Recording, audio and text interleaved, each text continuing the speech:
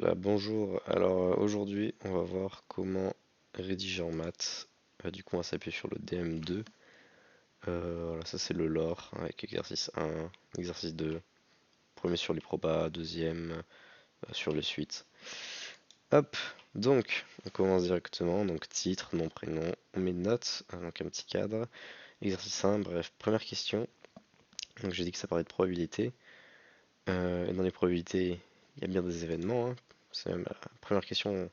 On pose une question sur les probas et les événements sont pas définis. On dit juste qu'il y en a, mais on les a pas nommés explicitement. Donc on va le faire dès le début. On note R, on note G, etc. Pareil, dans ce qui n'était pas demandé, l'arbre de probabilité. Alors ça c'est moins obligatoire que ça, hein. Ça c'est vraiment obligatoire. Ça c'est plus si on a envie, c'est pour faire joli. Bien fait à la règle et tout, hein. Je me suis déjà fait taper pour ça, hein. Si t'en fais un, faut le faire à la règle. Euh, Mais du coup, voilà, c'est parce que le correcteur il aime bien. Nous aussi on aime bien, ça nous aide à nous repérer, bref. Ensuite, on va. Je vais pas le dire souvent, mais là, dans notre cas, on va essayer d'éviter un espace vide parce que vraiment là, il faut imaginer que sinon j'aurais laissé tout ça. Bon, c'est un peu dommage. Si tu n'utilises pas presque la moitié en largeur, rédige quand même un peu à droite parce que sinon ça fait juste vide et même si ça fait errer, en fait ça fait trop errer donc c'est pas fou. Donc bref, après tous ces trucs un peu inutiles, on passe directement à la première question.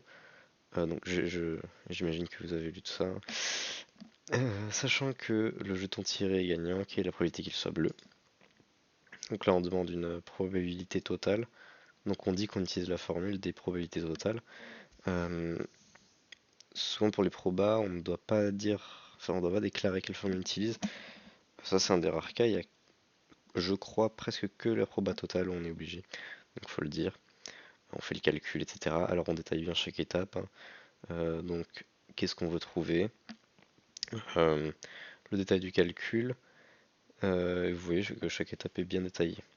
Et en fait, c'est fait en sorte que, par exemple, si plus tard dans l'exercice j'ai besoin de cet élément, eh bien j'aurai besoin de le recalculer, puisque il aura déjà été calculé ici. Ça c'est un peu implicite, mais au moins on peut pas nous enlever des points pour ça. Euh, Après, pareil, hein, je sais plus trop pourquoi j'ai calculé ça. Oui, c'est pour la question aussi. Voilà, en fait j'ai calculé P2G pour calculer cette probabilité conditionnelle. Et donc on tombe sur ce résultat. Et après une question, ne surtout pas oublier la petite phrase réponse. Parce que si on met juste ça, je pense qu'on a à peine la moitié des points. Donc la probabilité, une phrase bateau, hein, vraiment, on répond juste à la question, la probabilité totale que le jeton tiré soit bleu, sachant qu'il est gagnant est de 40%. Waouh. Bref, ensuite, je sais plus ce que c'était, un joueur qui a probabilité qu'il tire deux jetons rouges. Donc, en fonction de nos événements, deux jetons rouges, ça veut être PR fois PR. Incroyable. Encore une fois, on détaille le calcul. Et encore une fois, petite phrase réponse en pourcentage. Ça, c'est une remarque aussi, c'est de pas faire tous les calculs en pourcentage, hein. Par exemple, l'âge, j'aurais évité de mettre 40% par exemple. C'est vraiment pour les phrases, les pourcentages. C'est pas dans les calculs. Bref, ensuite, on nous note une variable aléatoire x, gain algébrique en euros d'un joueur, déterminer la probabilité de x, pardon. Donc, déjà, on dit quelles sont les valeurs de x. Je reprécise pas que c'est une variable aléatoire ici parce que c'est déjà dit dans l'énoncé, donc c'est pas obligatoire de le remettre, puisqu'on n'a rien à démontrer, hein. S'il fallait démontrer quelque chose, on l'aurait mis. S'il faut démontrer quelque chose, en général, on le remet. Mais là, il n'y a rien à démontrer, c'est admis, donc on le remet pas. On dit juste x à ces valeurs-là. Euh, Si on a envie, on peut mettre une petite phrase de pourquoi, de dire que simplement c'est les gains moins la mise. Ça, c'est quelque chose d'optionnel, hein, mais si on a envie, ça peut être pas mal. Ensuite, ce qui est assez important et même obligatoire, c'est ces calculs-là. Donc, c'est les calculs tout simplement qu'il faut faire. Et pareil, hein, si jamais on a envie, on vérifie ces calculs. Donc là, on sait que la somme des probabilités doit être égale à 1. Ici, ça se vérifie, ça fait bien 1. Bon, ça c'est la partie obligatoire. Le tableau, c'est pour résumer, hein, c'est un peu comme l'arbre de probabilité au début. C'est pour faciliter la vie au correcteur, parce qu'il a un peu la flemme souvent. Euh, mais voilà, c'est pas obligatoire. Par contre, faire seulement ça, c'est bon, mais faire seulement ça et ça, c'est pas bon. Ça, c'est vraiment optionnel, hein, ça suffit pas comme justification. Il faut vraiment une partie calcul bien détaillée et tout. Ensuite, la question 3B, ce jeu est-il favorable aux joueurs? Bon, là on met une petite phrase un peu bateau, hein, calculer ici l'espérance de x, non, non, bref. Là j'introduis bien que je vais utiliser l'espérance parce que si je calcule e de x égale pouf, phrase de conclusion, ça marche pas. Faut expliquer pourquoi j'utilise l'espérance. Voilà, c'est pour voir si la moyenne du joueur est gagnante ou perdante. Donc je calcule l'espérance de x1 et de x égale nanana, je détaille bien la formule, etc. Et une fois de plus, phrase de conclusion. Voilà, enfin, par rapport à la question de l'énoncé. Ensuite, on nous demande, hop, calculer l'écart type de x. Donc là, il ne faut pas traduire un peu comme on a fait à la B, puisque là c'est directement une question, on va dire, de maths indirectement. C'est directement un écart type, donc on fait juste calculer la variance, calculer l'écart type, boum. Et mini phrase de conclusion, l'écart type de x est d'environ 6,54 euros. Waouh. Ok, maintenant, deuxième exercice. Donc là, c'est sur les suites. Euh, Pareil, j'imagine que vous avez tout lu, hein, que vous savez faire du Python, de l'algorithme, etc. Quel est le rôle de cet algorithme? Donc là, faut lire. Hop. Donc on répond bêtement à la question. Cet algorithme, nanana. Donc on répond juste. Ça, c'est pas obligatoire comme notation. Le n appartient à un grand N ici. Nanana. Bref, j'ai juste mis la réponse, quoi. Sous forme de réponse.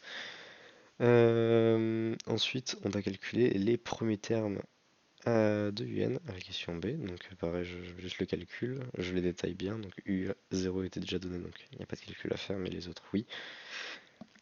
Et ça demandait par rapport à l'algorithme, qu'est-ce que ça renvoierait. Donc je vais mettre simplement la réponse. Là, je vais dire, il n'y a pas besoin de phrase, mais en fait, ça c'est déjà presque une phrase, donc vraiment pas besoin de se casser la tête. Ensuite, alors là, il y a une démonstration par récurrence, et c'est là que la vidéo est importante. Démontrer par récurrence que votre sens naturel, enfin, plus 1, 2, bref. Donc, qu'est-ce qu'on fait? On dit déjà qu'on va faire une récurrence. On note la proposition pour n tel que Pn est vrai. Donc ça, c'est ce qu'on veut démontrer. On teste déjà pour n égale à 0, donc le rang n égale à 0. U0 on connaît puisqu'on les a calculés ici. Donc là, on confirme juste la propriété au rang 0, donc P0 est vrai. Voilà, ça, l'initialisation c'est facile. Maintenant, la phrase qui tue tout le monde, la phrase de l'hérédité. C'est vraiment pas dur, hein, c'est juste soit n appartient à un grand N, donc on considère que c'est vrai, à partir d'un rang, donc la propriété est vraie au rang n à partir d'un rang, où la propriété elle est vraie. Donc je réécris juste la propriété au rang n, et j'écris donc qu'on veut prouver à partir de ce qu'on estime vrai la propriété au rang n plus 1, donc Pn plus 1. Et j'écris entre parenthèses que c'est pour qu'on voit, et surtout que le correcteur voit aussi, sur quoi on veut tomber. Du coup, bah, je mets notre hypothèse de récurrence là au début, donc c'est notre PN, notre proposition. Je fais les modifications nécessaires. Bon, c'est assez détaillé comme calcul normalement. Et on tombe bien sur Pn plus 1. Donc Pn plus 1 est vrai et important parce que sinon il nous manque un petit point. Petite conclusion, on a montré par récurrence qu'à partir de n égale à 0, Pn est vrai pour tout n appartenant à grand N. Donc Qn1 est vrai pour tout n appartenant à grand N. À partir du donc, là, c'est juste, on recopie ce qu'on nous a demandé de démontrer là, tac, et on met pour tout n. Enfin, vraiment, ça va, ça va. Et mettre que c'est vrai, quoi. Alors, justifier alors la convergence de UN. Donc, là, je fais une phrase assez simple. Juste, j'explique pourquoi à chaque fois, enfin, j'explique ce que je fais, quoi, ce que j'affirme. Je dis que croissante est majorée par 2, bref. Et surtout, je cite le théorème parce que si je le cite pas, c'est pas bon, quoi. Donc, bref, d'après le théorème de la convergence monotone, la suite est convergente. Waouh! Et là ensuite, le classique, la question 3, les petites suites arithmético-géométriques, hein.